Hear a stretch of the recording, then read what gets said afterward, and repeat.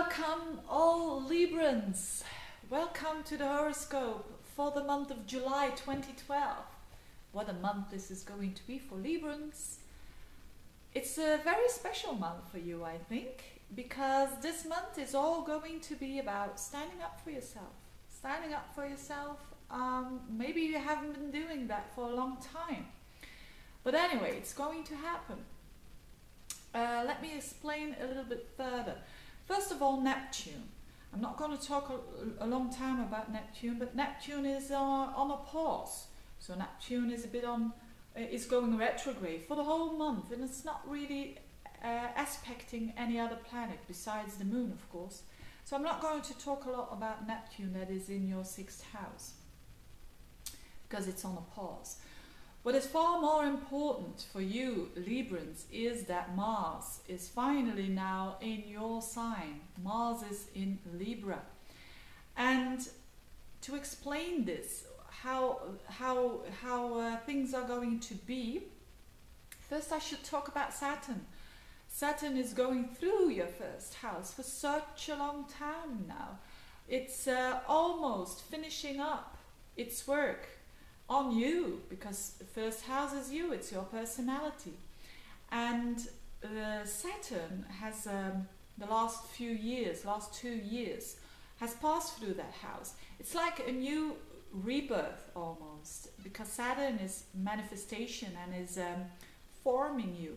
So it could have been that a lot of Librans, and especially those who have an ascendant Libra, feel more mature, feel more secure, feel more solid, and that's a good thing.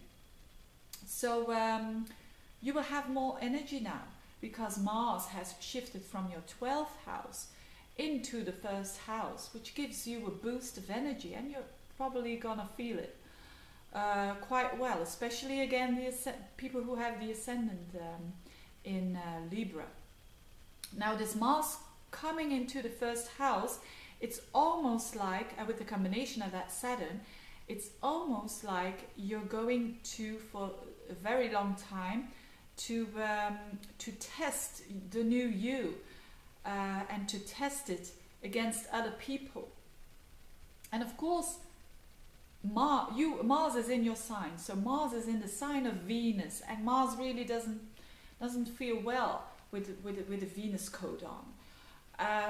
And that's why probably with this new kind of identity that has formed itself during the last couple of months and years, it will feel a bit like a bit clumsy perhaps, or a bit overdoing it perhaps. And why am I saying this? I'm saying this because this Mars is going in the middle of the month, bang in the middle of the month, is going to oppose Uranus and squaring up to Pluto in your 4th house. So the axis of 1, 7 and 4th house. So again, a lot is happening for you in the middle of the month. So that Pluto-Uranus square, it's not on the background. It's very much alive, especially in the middle of the month, because that Mars, it's like you're going to stand up for yourself, but a bit clumsy, you're not used to it yet, against that other person who is very Uranus-like, maybe, who is very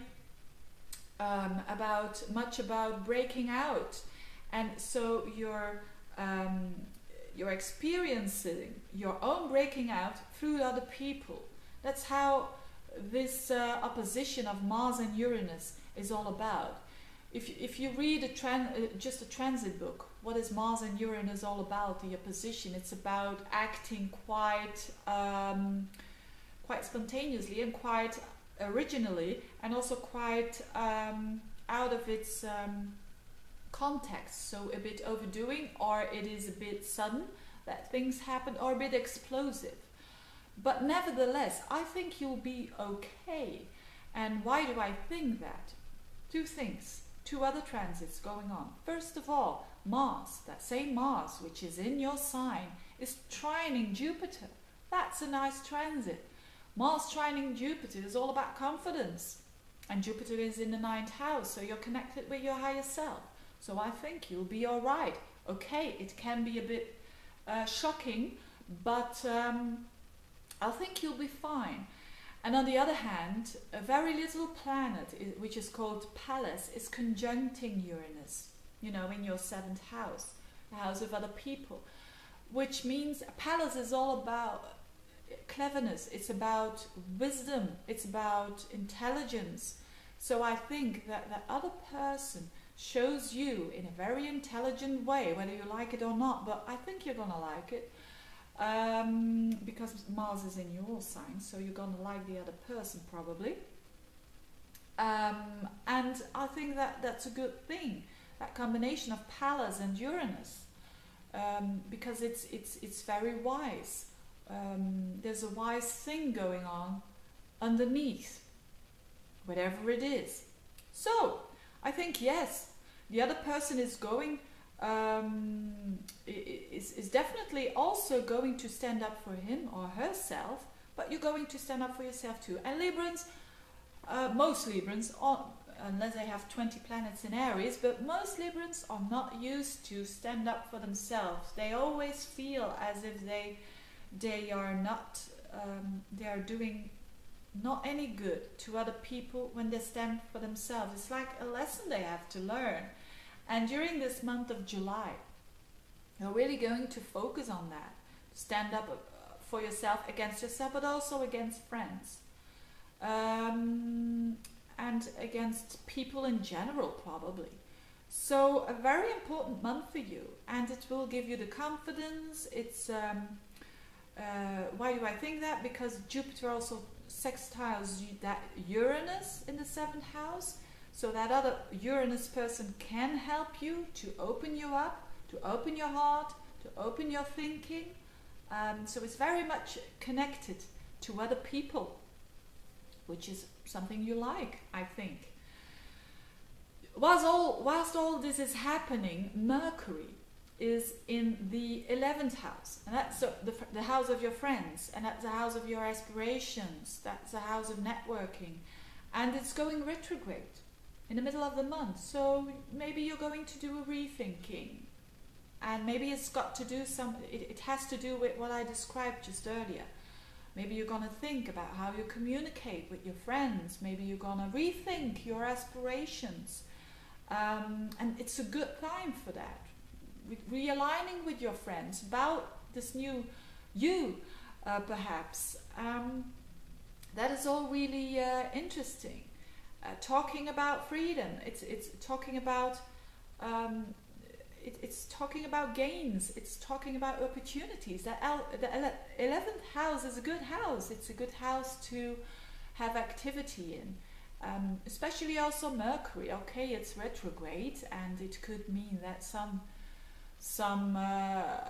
things slow down when it concerns your thinking, when it concerns other people, I mean friends, when it concerns your aspirations. You need more time on that, but I think that's good, because also the Sun is in the 11th house around the 20th, 21, 22 of July. So there is a highlight when it concerns the 11th house, the networking house, the house of gains and opportunities, the house of gains when you have your own business. Your work is the 10th house, and the 2nd house of the 10th house is the 11th. That's the income that you get. Maybe a rethink about that could be the case.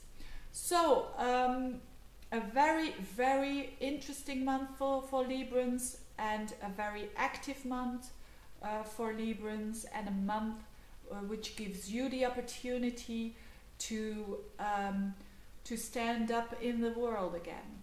After this long time of Mars that has been going through your 12th house, with maybe for a lot of Librans less energy, maybe for a lot of Librans a lot of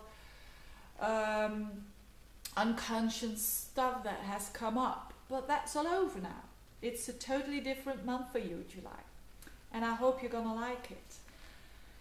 If you want to know more information about Pluto and Uranus, that square, and how it and what it represents when it touches other planets, then scroll down my YouTube channel. There's a lot of videos with the Pluto-Uranus transit, and of course still the Pluto-Uranus offer, special offer of 13 euros is still going on, but also other readings, of course. And I wish you all the best for the month of July. I wish you all the luck. And I'll see you soon. Bye-bye, Librans. Bye-bye.